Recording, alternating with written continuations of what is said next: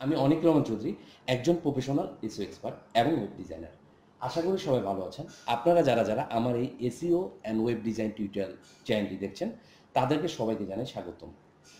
আপনারা এখন পর্যন্ত যারা আমার এই SEO and web design tutorial চ্যানেলটি সাবস্ক্রাইব করেন নাই, তারা আমার পরবর্তী টিউটোরিয়ালগুলোর নোটিফিকেশন পেতে সাবস্ক্রাইব করে নিতে পারেন।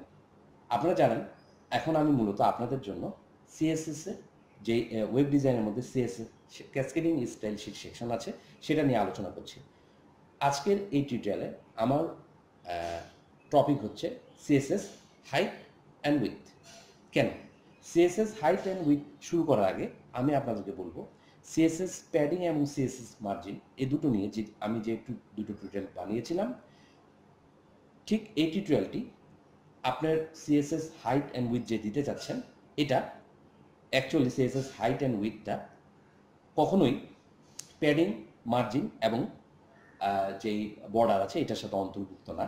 আমরা সিএসএস হাইট অ্যান্ড উইথ যে এলিমেন্ট আছে, সেই এলিমেন্ট ধরে আমরা নিজস্ব যে কাজে আছে সেটাতে আমরা আমাদের ওয়েব ডিজাইন করতে গেলে যে ডিভ এলিমেন্ট ট্যাগ ইউজ করে যারা মিস করেছেন, তারা আমার HTML এর যেই টিউটোরিয়ালগুলো আছে, HTML ট্যাগ নিয়ে আমি পড়েছিলাম, আপনারা এখন দেখে নিতে পারেন।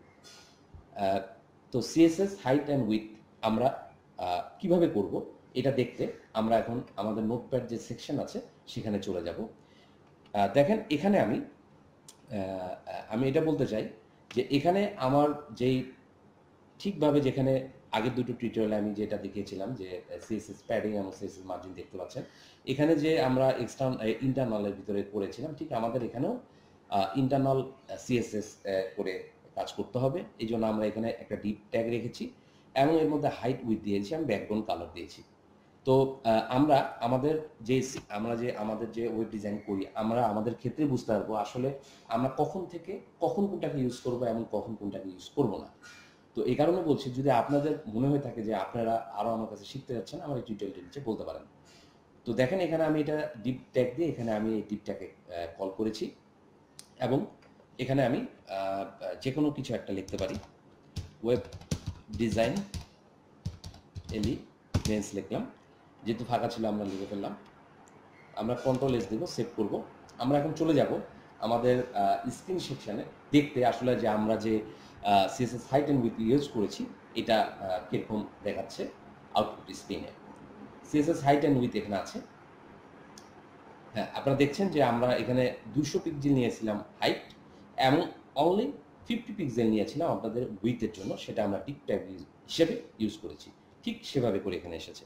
তো ভিউয়ার্স, আজকের টিউটোরিয়ালে অন্তত আমি আপনাদের বুঝাতে পারলাম যে সিএসএস মার্জিন, সিএসএস প্যাডিং এবং সিএসএস হাইট অ্যান্ড উইথের মধ্যে কী ডিফারেন্স। আমার যারা আগের টিউটোরিয়ালটি মিস করবেন দেখে নিতে পারেন। তবে সিএসএস হাইট অ্যান্ড উইথ অবশ্যই ইম্পর্টেন্ট আপনার ডিজাইনের জন্য। যদি মনে করেন আপনার কোনো কোশ্চেন আছে, অবশ্যই আমার এই টিউটোরিয়াল নিচে ভিডিওতে কমেন্ট করে জানাতে পারবেন। আপনারা যে যেখানে আছেন ভালো থাকবেন, ধন্যবাদ।